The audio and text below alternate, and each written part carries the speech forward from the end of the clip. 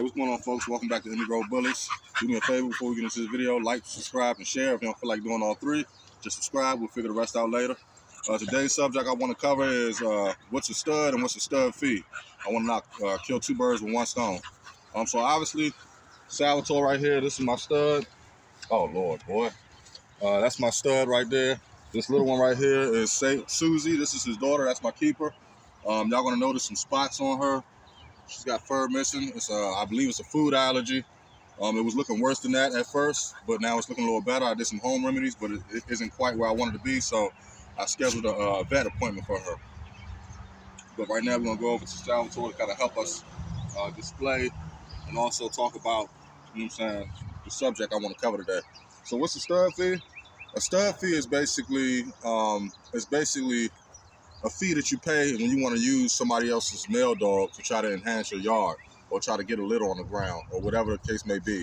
You're using somebody else's dog from their yard, and they're going to charge you for that because that dog can only be used for a certain amount of time. So anytime outside of their yard, they're going to want to receive something back, because if they're studying their dog to one of their females in their yard, they're going to gain puppies, a litter off of that. Come on, Salvatore. They're going to gain puppies, a litter off of that. And they're going to be able to, you know, create some type of revenue off of those puppies, the ones they're not keeping. Come here, boy. So this is my stud right here.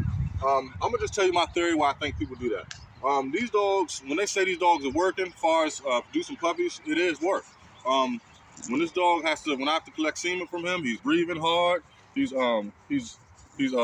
extracting a lot of bodily fluids.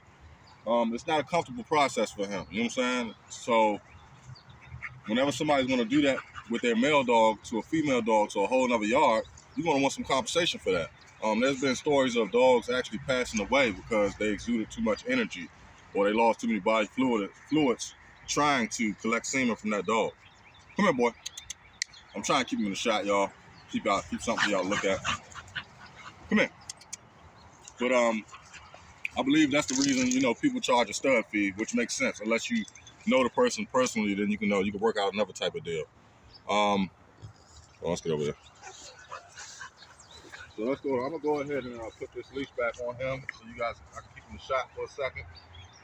Just get a little closer. I'm gonna put him up on the table, maybe stack him up a little bit as I talk. So, probably get to the middle right here. Come on, up. This is first time with this dog park, so these obstacles and stuff, they're not ideal. But I stacked him up for the first time the other day on an accident. He looked pretty good. But yeah, when you basically, you know, people want to want some compensation when you use their dog, because the dog's only to be used maybe from 10 months to maybe 6 years old. Some people, I've heard of people working their dogs to about 8 years old. I think that's crazy, but if it's working, it's working. You know what I'm saying? But I'm gonna go ahead and try to stack him up a little bit. But a stud is basically a male dog that's being used to produce puppies. Most of the time, people, when they have a female and they call it a foundation female, it's the first female that helped them produce puppies off of that, for that yard or whatever, their program. But some people like to say the stud has to be incredible, has to be crazy or whatever, has to be ridiculous as far as structure and temperament and girth and all that crazy stuff, and which I understand. But if somebody's willing to pay you to use your dog, that's a stud right away. It don't matter what the dog look like. If they're willing to give you money, compensation, or a pup back or something for that dog for using, that's a stud. But let me try to stack them up a little bit better. I'm not that great at this, y'all. I'm not an expert. I'm still new to this. Even though I've been in this thing for 2 years, you're always learning. But this is my stud. Nobody's used him yet other than me. One thing I can tell you, he can produce for sure. As you can see, he can produce color. He's a black Merle tick, and I know he looks gray, but his mother was solid white with black tick marks. She was like a white piebald basically, and his father was a Merle, a black Merle. So of course you mix that with white and black and all that, it's gonna come out gray. But yeah, so basically a stud fee, most people start out, you know what I'm saying, I'm not naming prices for myself, I'm just naming prices so you guys get a perspective.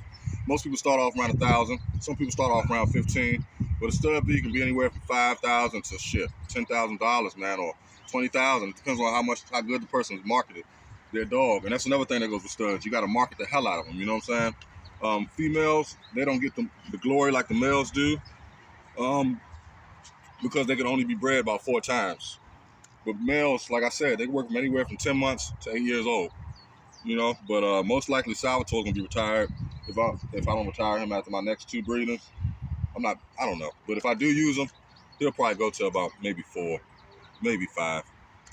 You know, but you gotta look at this thing as like a business too. There's no guarantee that Salvatore's gonna be around that long. But I got a sentimental connection with this boy, so I do want to keep him around as long as possible. I want to see him, going to his later years. But yeah, man, stud's male dog that's being used to produce puppies. That's what a stud is. Stud fee is the price you're willing to pay, no matter the number.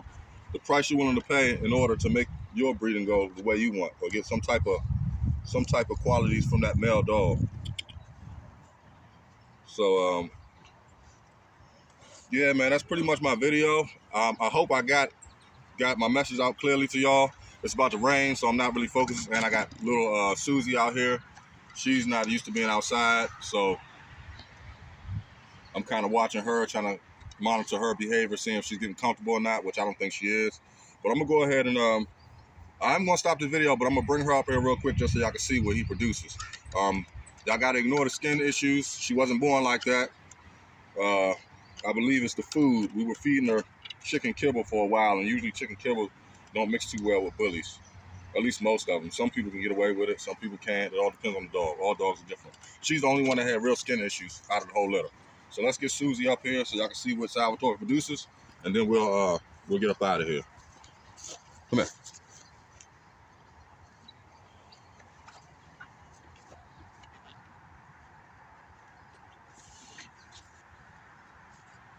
All right. This girl is very skittish, y'all, so work with me. She's gonna be moving all craziness. But anyways, this is his daughter. She's 6 months, believe it or not. Other than the skin issue, she doesn't have really any bad traits about her. She did develop a little bit of an underbite. And that came from her mother. As far as her and Princess Ash that was in the litter, none of the other puppies had underbite. So 2 out of 7 is pretty good. He could also, she's not used to the leash either, y'all. He can also fix, for Salvatore, he can also fix, defaults on your dog. Or defects, not defaults. But yeah, I'm gonna go ahead and stop this video. Like I said before, y'all go ahead and like, subscribe, and share. If you don't feel like doing all 3, subscribe, and we'll figure the rest out later. This is Semi-Grown Bullies. Y'all have a blessed day, and I'm out.